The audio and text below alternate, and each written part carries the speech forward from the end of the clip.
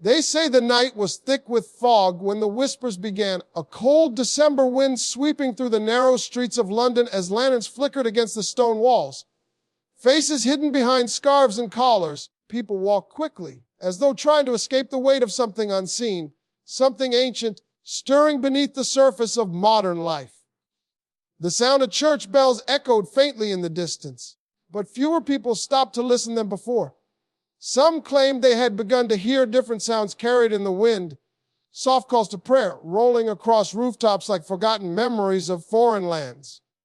Steve Harvey's voice trembled slightly, not with fear, but with something deeper, confusion, maybe even wonder. As the UK becoming a Muslim country, he asked, not like a man demanding answers, but like someone who has seen too much change happen too fast. His words hang in the air like smoke, slow and haunting, as though he's speaking to the soul of a nation caught between two worlds. Shadows move behind stained glass windows of abandoned churches. There once grand halls, now echoing with silence. Dust gathers on wooden pews where generations once knelt in prayer. Outside in the cold morning light, new domes and minarets rise against the skyline, their silhouettes sharp and elegant, reaching toward the heavens with unwavering faith. Some passers-by stop to watch, their breath turning to mist, their eyes filled with unspoken questions they're too afraid to voice. Rumors drift through pubs and marketplaces, carried by low voices and trembling hands. They speak of towns where church bells have fallen silent, where old stone crosses have been taken down, or left to crumble in forgotten cemeteries. They say the call to prayer now fills the dawn, instead a haunting melody that stirs something, fear in some, peace in others. Children ask their parents what it means, why their streets look different, why the traditions in their grandparents' stories are fading like ink left in the rain. And yet, behind the panic and the headlines, there are lives, real people, flesh and blood. A shopkeeper who closes his store early to pray. A grandmother who keeps a Bible under her pillow and weeps at night, not because she hates the changes, but because she doesn't understand them. A young woman in a hijab who walks past rows of shuttered churches, her footsteps echoing on cobblestones, wondering why every glance she receives feels like a question she can't answer. Steve speaks again, softer now. His voice feels like it's coming from a distant room, lit only by candlelight. This ain't about hate, he says. This is about fear. Fear of losing what's familiar. Fear of what's unknown. His words unravel the truth like thread pulled from an old tapestry. This story isn't about conquest, nor is it about surrender. It's about a nation standing at a crossroads, trembling in the cold, trying to remember who it was while being pulled toward what it might become. Rain begins to fall, tapping against windows like desperate fingers. In a quiet neighborhood, an elderly man lights a candle inside an empty church, watching the flame dance in the darkness. Across the street, a family prepares for evening prayer, rolling out worn carpets, their voices soft and steady.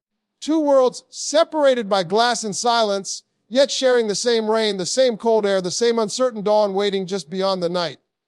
The fog thickens again, swallowing the lamplights, and the streets fall silent. Only Steve Harvey's voice remains fragile but unwavering, like a lone storyteller beside a fire no one else can see. He doesn't claim to know the ending. He only asks the question, leaving it to echo through the corridors of time, through empty churches and crowded mosques, through the hearts of those who fear and those who hope. Is the UK becoming a Muslim country? Or is it simply becoming something new, something no one can name, not yet, but something that keeps everyone awake at night, listening to the rain and wondering what tomorrow will look like when the fog finally clears? The rain did not stop that night. It slid down rooftops, gathered in puddles beneath flickering street lamps, and whispered against cathedral walls like a prayer no one asked to hear. The fog clung to the ground as if it were alive, crawling down the narrow alleyways and curling around doorsteps, muffling the world in a silence that felt almost sacred. And in that silence, the question stayed suspended in the air like breath in the cold. Is the UK becoming a Muslim country? Or is it becoming something else entirely? But the night never answered. It only listened. Steve Harvey's voice lingered like smoke in an empty hallway, echoing faintly as if the mist itself remembered his words. Somewhere in the distance, a church bell tried to ring, its old bronze throat struggling to break through the suffocating quiet. It rang only once. The sound trembled, faded, and then died, swallowed by the night. Inside a dimly lit cafe near the River Thames, a single candle burned on a wooden table, wax dripping like tears onto the surface. A man sat alone, his fingers wrapped tightly around a chipped porcelain cup. His eyes were fixed on the window, though the fog outside allowed no vision, only shapes, shadows moving, lights blurring like distant memories. He remembered the days when he could see the cathedral across the water from this very seat, its steeple rising proudly against the sky. Now only the faint outline of a minaret stood there, elegant and unfamiliar. He didn't hate it. He just didn't understand it. He wasn't alone in that feeling. Across the city, in a brick house with ivy crawling up its walls like veins, a woman knelt by her bed, her trembling hands clutching a rosary passed down through generations. She prayed not for victory, not for the return of what was lost, but simply for clarity. Outside her window, the soft call to prayer drifted through the night air, reverent and steady. Her lips parted, but no words came. She only listened, her heart beat loud in the quiet of her room. Meanwhile, on the rain-soaked streets of Birmingham, a boy no older than 10 stood outside a shuttered bakery, his jacket too thin for the cold. He watched as a group of men carried prayer mats into a former bookstore now turned into a makeshift mosque. Their voices were gentle, their footsteps careful. One of them glanced at the boy and offered a small nod, not an invitation, not a threat, just a nod, recognition that he existed. The boy turned away, hugging himself against the wind. His stomach growled. He didn't understand religion, politics, or culture. He only understood hunger and the way the world around him seemed to be changing faster than anyone could explain. Steve's voice, though no one could see him, wove itself between these lives like an invisible thread. This ain't about borders or flags, he murmured, as though speaking from somewhere beyond the veil of fog. It's about people. People trying to hold on to something. Faith, identity, history, while the ground beneath them shifts. But the ground didn't just shift. In some places, it cracked. In the heart of London, beneath the old stone arches of Westminster, a heated argument broke out, not between enemies, but between old friends. One, a retired priest with tired blue eyes, insisted that the country was losing its soul. The other, a Muslim historian with silver hair and a calm voice, argued that souls don't vanish, they evolve. Their words clashed like thunder, echoing against ancient walls that had witnessed centuries of change. Wars, plagues, coronations, and revolutions. You think this is new? The historian asked quietly. Change has always come to this land. Romans, Saxons, Normans, now Islam. It's not an invasion. It's just time moving forward. The priest closed his eyes. But what happens to the old prayers when the new ones rise? The answer never came. Outside, the rain kept falling. In Manchester, an abandoned church stood with its doors chained shut, graffiti covering its once sacred walls. But inside, beneath the cracked ceiling and broken stained glass, someone had lit candles. Rows of them lined the altar, some tall, some small, some burned down to the last flicker of wick. Beside the candles, prayer rugs lay neatly placed on the wooden floor. The congregation that gathered there wasn't one faith, but many. A woman in a hijab knelt beside a man holding a wooden cross. A young Sikh boy lit a candle for his grandmother. No one spoke. No one argued. They only shared the warmth of candlelight and the quiet of a world that no longer made sense. But peace like that was rare. Elsewhere, fear had festered. In a pub near the Scottish border, voices rose in anger. Men with shaking hands slammed their drinks down on the table, their words sharp and bitter. They spoke of lost traditions, of feeling like strangers in their own streets. The television on the wall flickered with news headlines, rising numbers of mosque congregations, declining church attendance, politicians arguing about identity and belonging. One man, his voice cracking, asked if their ancestors would recognize this land now. Another only stared into his glass, silent. Far from the noise, in a quiet flat overlooking the River Clyde, a Muslim nurse named Amina sat beside her sleeping father.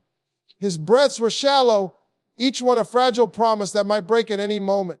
On the bedside table lay a newspaper with bold black letters questioning allegiance, identity, loyalty. Beside it, her father's old service medals from the British Army glinted softly in the dim light.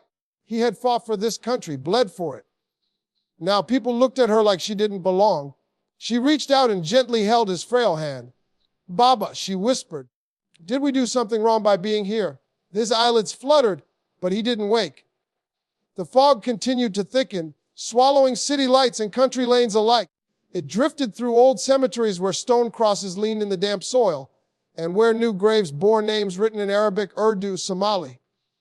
The earth did not choose sides. It simply opened to hold them all. And in that silence between the living and the dead, more stories unfolded. A young Christian man named Thomas stood outside a mosque in East London, rain matting his hair to his forehead. He held a Bible in one hand, not as a weapon, but as a memory. He wasn't there to protest. He wasn't there to convert anyone. He was there because his best friend Yusuf was inside. Yusuf, who used to sit with him in the old church courtyard after school, sharing chips and laughing about their teachers. Yusuf, whose family had once almost been driven out of town because someone spray painted "Go back home" across their door. Thomas took a breath. Another. He stepped inside. The warmth hit him first, soft lights, quiet voices. Eyes took him, some curious, some cautious. But Yusuf smiled, a real, tired smile. Thomas didn't speak. He just sat beside his friend. The world outside could rage, but in that moment, there was only two boys who never asked to be symbols of anything. Somewhere far away, Steve's voice returned, softer now, like a candle flame wavering in the wind. Maybe this ain't about losing something, he murmured. Maybe it's about learning how to carry it into a world that don't look the same no more. The night drew on. In the countryside of Yorkshire, an elderly woman named Margaret stood in her garden, the soil dark and wet beneath her boots. The small church she had attended for 72 years stood across the road, its doors now locked, its windows dark. She remembered Christmas choirs, weddings, funerals, the sound of children's laughter echoing against stone. Now, ivy crawled over the walls like it was trying to hide the building from the world. She looked up at the sky. No stars tonight, only clouds. Then she heard it, faint on the wind, the call to prayer. Clear, melodic. It drifted across the hills from a small mosque recently built in the old community hall. She closed her eyes. It wasn't her prayer, but it didn't feel like a threat. It felt like someone else speaking to the same God she did, just in different words. She didn't know if that was enough, but it was something. The fog crept beyond cities into villages where no one locked their doors because they trusted every face they met. But trust was fading. In one such village, a group gathered in the town hall. The air was thick with anxious voices. A proposal had been made to convert an unused barn into a prayer space for the small Muslim community that had recently moved in. Some welcomed the idea. Others opposed it fiercely, their words sharp-edged, their fear louder than reason.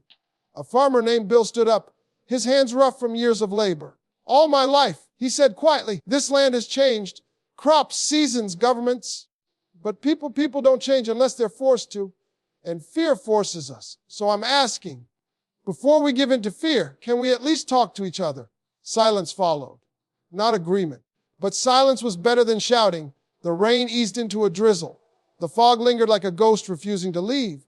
And somewhere in a studio lit only by dim overhead lights, Steve Harvey sat alone, staring into the void of a camera lens that wasn't recording anymore. His hands were clasped together, his brow furrowed. He wasn't a politician. He wasn't a scholar. He was just a man trying to make sense of a question too big for any single voice to answer. This ain't just the UK, he whispered to no one. This is the whole world changing. The room around him was silent, no applause, no music, only the hum of electricity and the soft beat of his heart. Outside, dawn began to touch the edge of the sky, though the sun was still hidden. In London, the old church and the new mosque stood across from each other, their silhouettes barely visible in the mist. No bells rang, no call echoed yet. There was only the pause, the breath before the world decided what it would become. A child on his way to school stopped and looked at both buildings, his small face unreadable. He tugged his backpack higher on his shoulder and kept walking, his footsteps disappearing into the fog. The night had not given answers. It had only revealed the weight of the question. But morning was coming. Somewhere in a quiet corner of London, an imam lit a lamp inside his mosque. Across the street, a priest unlocked the doors of his church. They didn't see each other. Not yet, but they would. And when they did, the question would still hang in the air. Unresolved, fragile, waiting not to divide them, but to see if they could answer it together.